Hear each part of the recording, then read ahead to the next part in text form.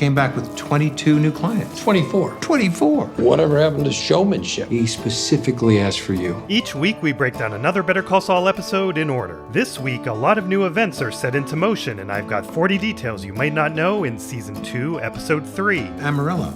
So it's fitting that we start in Amarillo, Texas. As chyrons are never used outside of the first 2 episodes of Breaking Bad, the show always looks for other ways to convey the location. The original idea had the mural saying "Don't mess with Texas," but they went with something a bit more subtle. As is almost always the case, this really is still Albuquerque, right across the street from the Zia Motor Lodge sign we saw in Breaking Bad. The show painted this, then aged it. Vince requested that they age the red paint more than the blue because he noticed that red on signs tends to fade quicker, and he's right. There's science behind blue reflecting destructive short wavelength light versus red absorbing it. Yes, science! Speaking of red, Jimmy's chosen to stand on the side of criminality based on Better Call Saul color theory. Apparently when he told Kim she won't hear about his shenanigans, I cannot hear about this sort of thing. You won't. it just meant he won't tell her about them. Also, that opening shot is 2 different shots that they subtly fade between. Having the mural this big was inspired by the opening shot of the movie Patton. The building owners liked the mural and left it up as a tourist attraction. It was vandalized about a year and a half later, and sadly the wall is plain these days.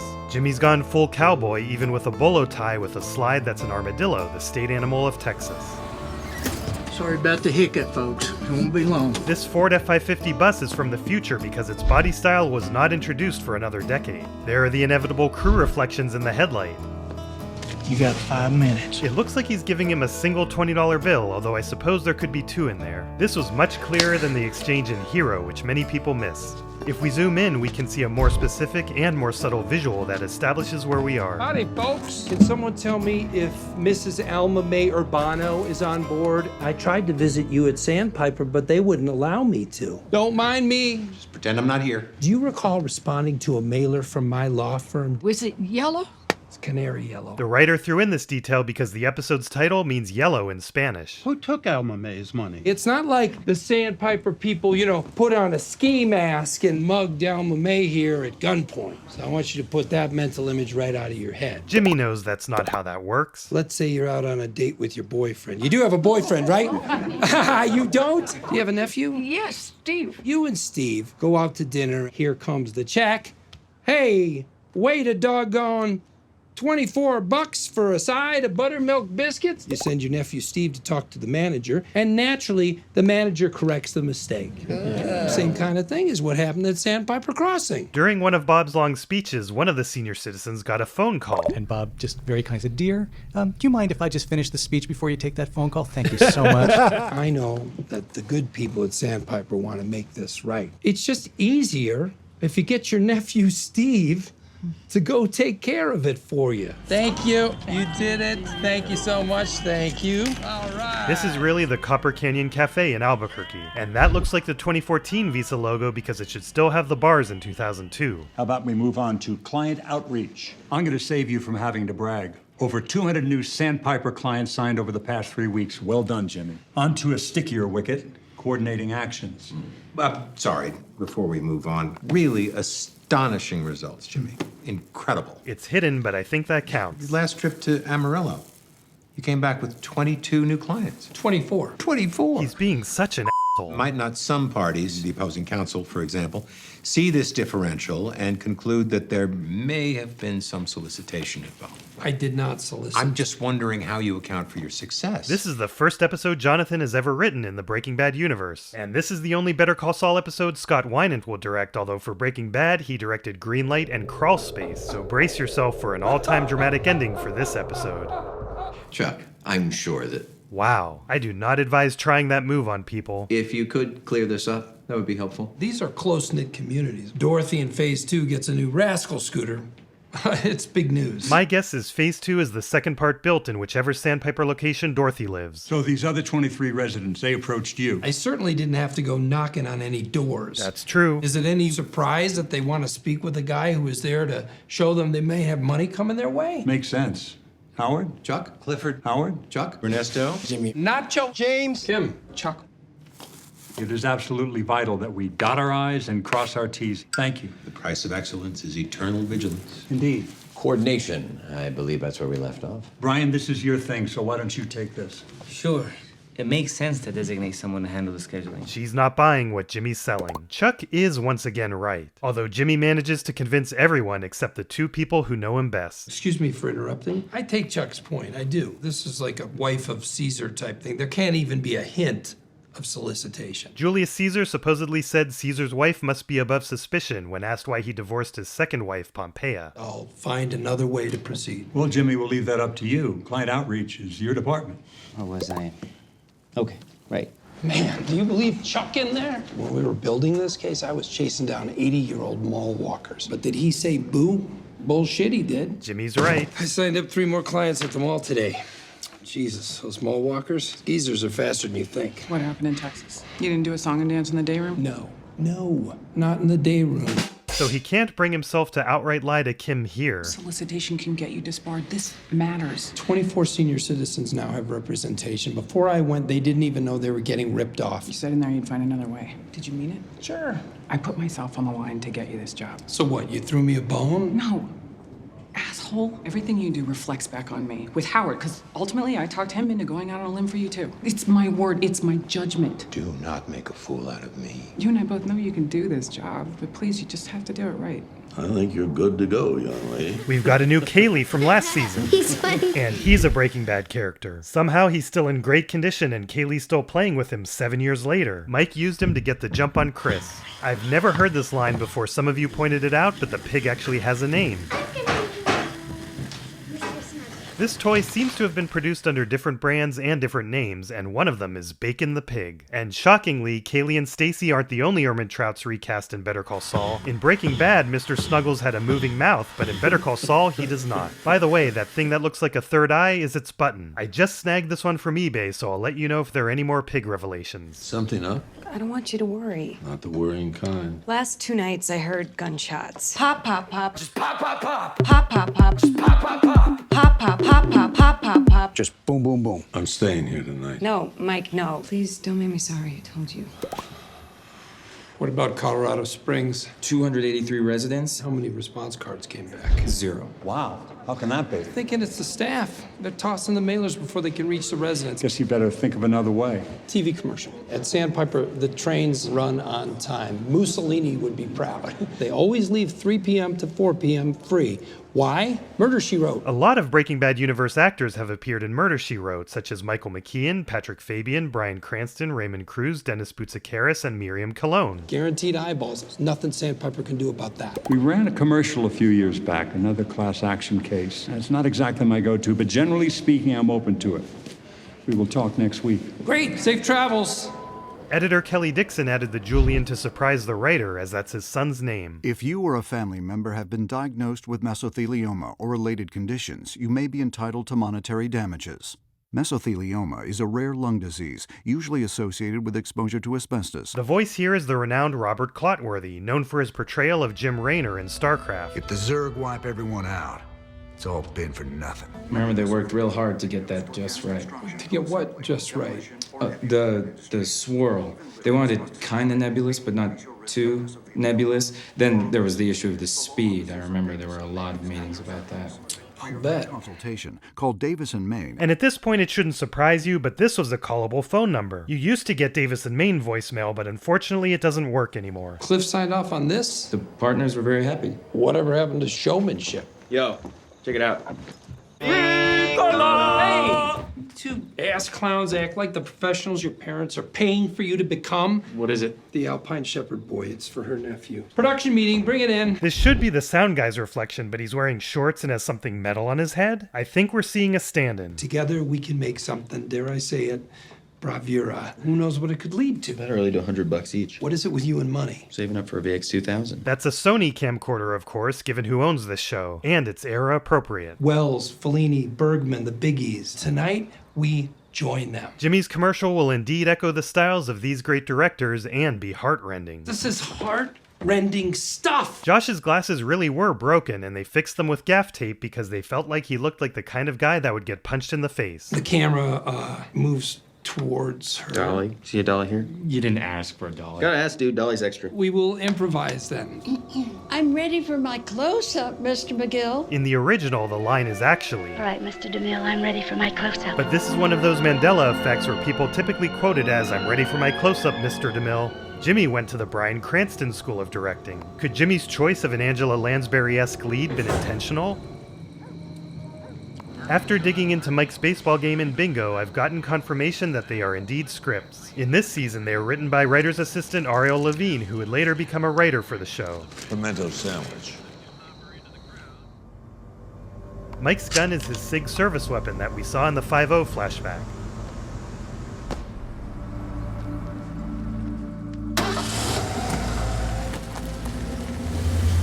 The train reflection in the shot was not planned. In fact, someone said, "Stop, there's a train in the shot," and the director and writer both yelled to keep going. The train is the New Mexico rail runner that we saw in 5-0 and is still an anachronism as service won't start for several years.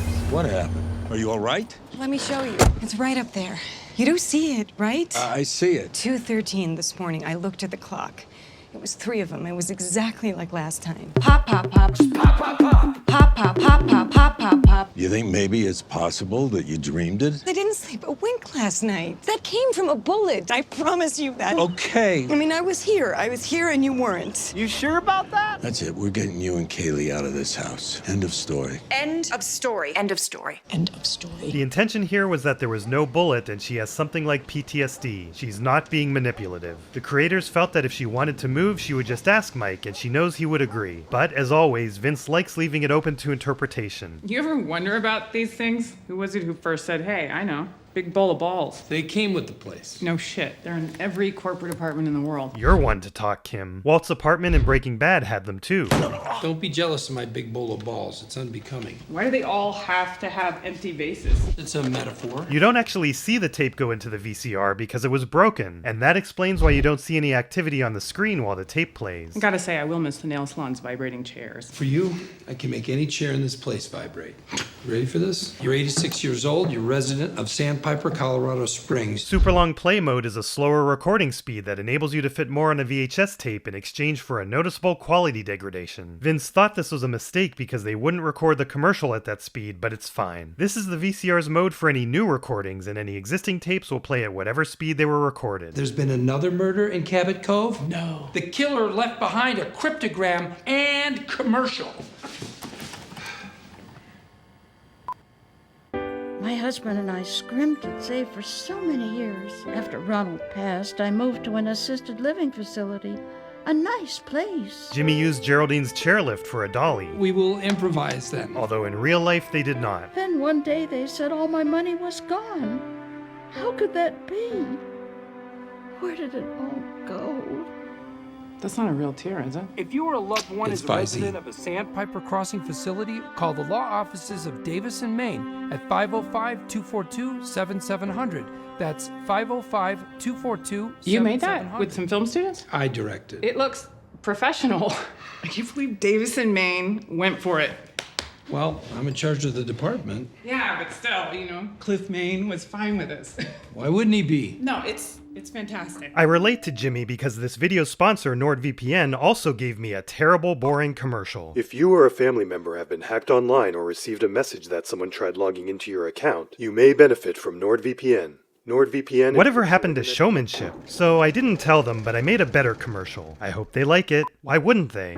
I logged into a public Wi-Fi at a bingo game run by a nice man from Cicero. Now my bank says all my money is gone. How could that be? Where did it all go? Ethel here shouldn't have done this without a VPN. It's too hard to know if you're connecting to a spoof Wi-Fi network set up by a hacker to steal all your data. That's why anytime I connect to the internet from a public place, I make sure I'm using NordVPN. NordVPN encrypts the data, and I get to choose exactly where the websites that I browse think I'm browsing from. This is perfect if your favorite show, or video, isn't available in the country where you really are. For a huge discount on a 3-year plan plus 4 additional bonus months, use my link at nordvpn.com/BetterWatchTV. That's nordvpn.com/BetterWatchTV, or click the link in the description below. It's risk-free with Nord's 30-day money-back guarantee, and the best deal on the internet is right here through this link. Oh, hold on, Clifford Nord is calling me. I guess it's never too early for congratulations. Cliff! I was planning on telling you in the morning. It was kind of an experiment, alright? Kind of under the radar. And in all fairness, you did tell me social media was my department. Yes, there's a very positive headline here. The person watching this video clicked the link today. Tomorrow morning, 8 a.m. with the partners? Yeah, Cliff, thank you. Okay, see ya. Thank you NordVPN for sponsoring this video and for absolutely being okay with my artistic vision. TV stations don't broadcast VHS tape, so under it is a Betacam SP tape, which was the industry standard for most TV stations. Although the format was discontinued in 2001, it's believable that KKTV was still using it. Jimmy seems to suspect Cliff might not go for this ad. Cliff Main was fine with us. And he doesn't want to risk having his masterpiece go unseen. What does Cliff know about art and showmanship anyway? The scenery out of the windows is just a photo backdrop, although the plants are real. Once you know this, it is kind of hard to unsee. I'd like the number for KKTV Channel 11. KKTV Channel 11 is a real Colorado Springs station, although I don't know if they really aired Murder, She Wrote from 3 to 4 p.m. in 2002. Gums look good. No recession. So the lady's in fine fettle. What do you got for me? Bodyguard job. $200. What else? I know a loan shark always needs enforcement and recovery. I'm not breaking legs. My very own PI is threatening to break my legs. He's still scared the dude's gonna come break his legs. He said he was gonna break my legs. You want next level pay? You gotta do next level work. Give me the bodyguard job. For 200? Call you what to wear in the wind. So everybody knows They know. old people don't like talking to robots. That's why they love him. If I'm on a call and another call comes in, he'll roll over to Mida. After that, Iris will get the next one. Julian, Barbara, and Yvonne, right on down the line. Those first three characters are the actors' real names. And that's the third Julian in this episode. There's the Julian Productions reference and Julian the actor who plays the sound guy. It should be running now, right? Omar's screen is identical to the day before. Does he actually do any work? Anything else? No. Besides the one-off bolo tie, the costume designer is gradually making Jimmy's ties brighter as the season goes on. Colorado Springs, come on. I'm updating the way I count magic fingers. Before I was counting the flourish at the end as a distinct one, but I've realized this is part of the magic. Maida's screen is identical to Omar's. Yes, ma'am. Bingo. Yes, the ends justify the means as always, and Jimmy lives happily ever after. Yeah. Something came in this evening, and it's definitely next level pay. What's the job? I asked. The guy wouldn't tell me. He specifically asked for you. And who's the guy? What is this weird fascination you have with stories of men trapped on the North Pole? Ice Station Zebra is on the North Pole. The thing takes place on the South Pole. They literally could not be any more different. Now that gives a lot more depth to this detail from Breaking Bad. Make it out to Ice Station Zebra Associates. This could mean that this is a favorite memory of Jimmy's. And for some, it could be the first moment where you start to wonder what happened to Kim by the time we get to the Breaking Bad era. My dad loves this one. Yeah, him and Howard Hughes. Ice Station Zebra was the movie Howard Hughes famously watched over 150 times. He even bought the local CBS affiliate in Las Vegas so he could have them play the movie whenever he wanted, sometimes 2 times overnight. It's the boss. At this hour? It's never too late for congratulations. Cliff! You ran a commercial? Yeah, and oh my God, let me tell you. Did you actually think that was gonna fly? I was planning on telling you in the morning. The day after it aired? It was kind of an experiment, all right? Kind of under the radar. And in all fairness, you did tell me client outreach was my department. Client outreach is your department. I take it my firm's name is mentioned? Yes. Howard said you were a little eccentric. You didn't tell me you were a goddamn arsonist. Jimmy's used to being his own boss and is always results-oriented, but this is a bad move when you're part of an organization. Besides, there could have been reasons for the boring ad that Jimmy doesn't understand. There's a very positive headline here. We got 103 phone calls today. You can't. Tomorrow morning, 8 o'clock, my office. With the partners, and we want to see this thing. Cliff, when you see this, I know you. Yeah, Cliff. Thank you. Yeah, you too. Okay, see ya. Golden boy. That's me. This is Jimmy's worst lie yet, as he knows Kim's job is on the line. Vince was worried that Jimmy went too far here, and they had an edit where he doesn't continue a fake conversation with Cliff, but felt it was too jarring of a transition. So they rationalized that Jimmy believes Kim never needs to know because he'll be able to fix it the next morning. So what'd I miss? Anything blow up yet? Just your career. Jimmy and Mike both fail to solve a problem in this episode. The writers felt angst about having Mike and Jimmy apart, similar to when Walt and Jesse were on separate paths in Breaking Bad. They'll be looking for ways to organically bring them back together. This is once again at the Albuquerque rail yards, very close to where Mike shot the cops in Philadelphia and where Walt ran over the bullet heads.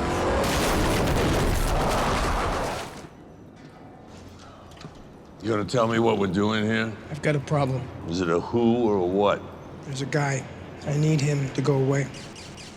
Congratulations and thanks to the new 1-year members. A glass of OJ and Krafila. And thanks to the new 6-month members. Iola, Trex, Mohammed Sayaki Hafiz, Yeegis, Archimer, Squinty Minty, LP Jones, Sisyphus Agneral, Furbobos III, Jack, Stormo DF, Tarbid 56, Nessium, Handsome Killer in Your Area, Lamb of God, Chris Nanu, Sean Levin, CK Dev, Channel MVP, Saya Kamezono, Doc J, Narco, Grim Tombobulus, Hunt and Rob, Chocolate Shake, Alan, Sal, Streamer Swinger, Better Watch Amarillo Jimmy, Pan Ligero, Kotone, Nell, Baclops, Zizisix, Nathan D307, Code 117, Magic, Devil J Wheat, Grady 80, and Rex the Wonder Horse. Now say hi to the new members, that Little Orange Ford, Kixie1, Bleisha, Ivan LOL, It's Me, I'm Alex, Pengju Her, Redux M, Topher 007, Cody, Juicy Bleck, Lukey, Jeremy Hurt, Werut, Tathan, Verdatum, Zach Melling, Dr. Giggletouch, Nivdex Bram, Villotarian, Lubercus 161, Matt MTF1, Katie Zeifer, J4S8, Ulfsark, Serg, Franco Finazzi, Churai, Rexwave, Jazzy Stamper, Uwuwuwu, Damon Cooley, Turbo, Cartrial the Legend, Lane Doka, Seth Cantor, Asher, Class, Ryan Trowson, Pongesty, Scott, Final Frog, 3 Razon, Smolf, F4Borg, Cabaludo, Invictus, Slab, Vin, I Clearly Need to Get a Job, Cross 900, Penguin, Fred Rankin, Matthew Varela, Better Call 555, Lucas, Last Shot, Nada Leo, Sandals G, Kyle Schweitzer, Turtle Liquor, Aiden Rahil, Mendez, Josh Talbot, Yumi Kenevlixes, Beep Boop, Melk, XD, Violent Mankey, Christian Marquez, Trang Cien, Vexen, Level What, Nestle Pizza, Ivan Ice, Jonathan Emmerling, and Ryan Ellis. And I want to fix my pronunciation of Joey Leidick. Next week, the gloves are off. I logged into...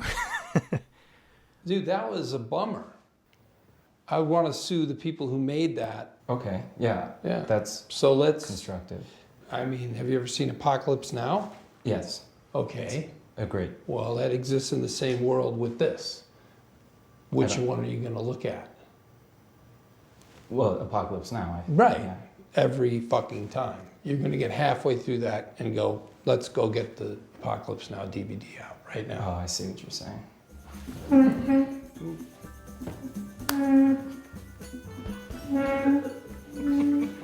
like my cat? Oh, honey. Squeeze it again. Maybe not. Kill the damn thing. Doug, shit. Pissed money. Oh, excuse me. Sorry. Another $1 coming. Another $1 coming. Somebody stop those barking dogs! Stop those barking dogs! I don't know if that was a true. Shakespeare said it. Colorado Springs, Colorado. Can you, oh fuck. Colorado Springs, Colorado.